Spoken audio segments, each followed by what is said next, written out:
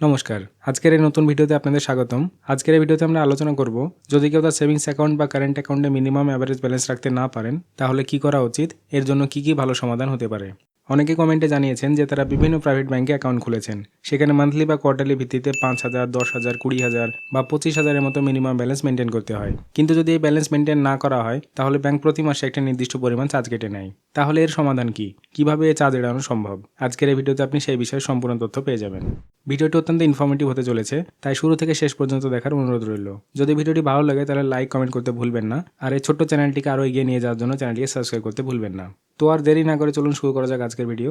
সঙ্গে থাকুন, দেখতে থাকুন।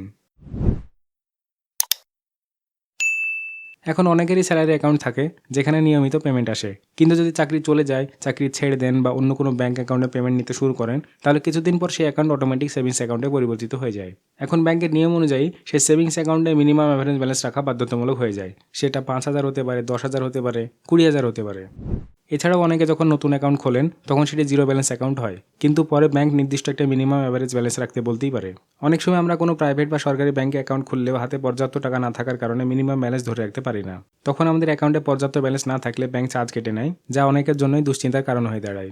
যদি আপনিও এই সমস্যার সম্মুখীন হন, তাহলে কিছু সহজ সমাধানে অ্যাপ্লাই করে এই ঝামেলা থেকে মুক্তি পেতে পারেন। প্রথমত, যদি আপনার ব্যাংক অ্যাকাউন্টে মিনিমাম ব্যালেন্স রাখা বাধ্যতামূলক হয় এবং আপনি সেটা মেনটেন করতে না পারেন, তাহলে ব্যাংকের ব্রাঞ্চে গিয়ে তাদের সঙ্গে কথা বলুন। ব্যাংক কর্মকর্তাকে বলুন, আমার অ্যাকাউন্টে মিনিমাম অ্যাভারেজ ব্যালেন্স রাখতে সমস্যা হচ্ছে, আমি এটা মেনটেন করতে পারছি না, তাই আমি আমার অ্যাকাউন্টটি ডাউনগ্রেড করাতে চাই। মনে রাখবেন, আপগ্রেড করাবেন না, ডাউনগ্রেড করাবেন।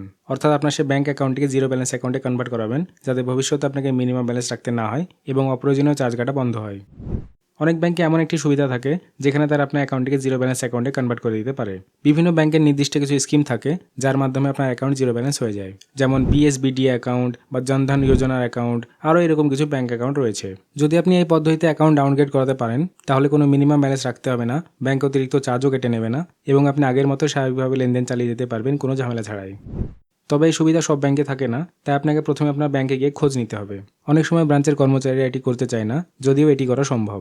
তাই আপনাকে দেখতে হবে আপনার ব্রাঞ্চ এটি করার জন্য প্রস্তুত কিনা। যদি আপনার ব্রাঞ্চ আপনার অ্যাকাউন্টটিকে ডাউনগ্রেড করে দেয়, তাহলে আপনি জিরো ব্যালেন্স অ্যাকাউন্ট ব্যবহার করতে পারবেন এবং কোনো মিনিমাম ব্যালেন্স চার্জ দিতে হবে না। এর বাইরে যদি আপনি অ্যাকাউন্ট মেনটেন করতে না পারেন এবং বারবার মিনিমাম ব্যালেন্স রাখতে সমস্যায় পড়েন, তাহলে এটি কার্যকর সমাধান হলো অ্যাকাউন্ট বন্ধ করে দেওয়া। এর জন্য নিজের ব্যাংকের ব্রাঞ্চে যান এবং ব্যাংক কর্মকর্তাকে জানান যে আপনি অ্যাকাউন্ট বন্ধ করতে চান। সাধারণত তারা আপনাকে প্রশ্ন করবে, আপনি কেন অ্যাকাউন্ট বন্ধ করতে চাইছেন। এই সময় স্পষ্টভাবে বলুন, আমি মিনিমাম ব্যালেন্স মেনটেন করতে পারছি না, তাই অ্যাকাউন্ট বন্ধ করতে চাই। অনেক ক্ষেত্রে দেখা যায়, যখন আপনি অ্যাকাউন্ট বন্ধ করার কথা বলেন, তখন ব্রাঞ্চের কর্মকর্তারা নিজেরাই আপনার অ্যাকাউন্ট ডাউনগ্রেড করে দেন, যাতে এটি জিরো ব্যালেন্স অ্যাকাউন্ট হয়ে যায়। ফলে আপনাকে আর কোনো অতিরিক্ত চার্জ দিতে হয় না এবং অ্যাকাউন্ট বন্ধ না করেও সহজে ব্যবহার করতে পারেন।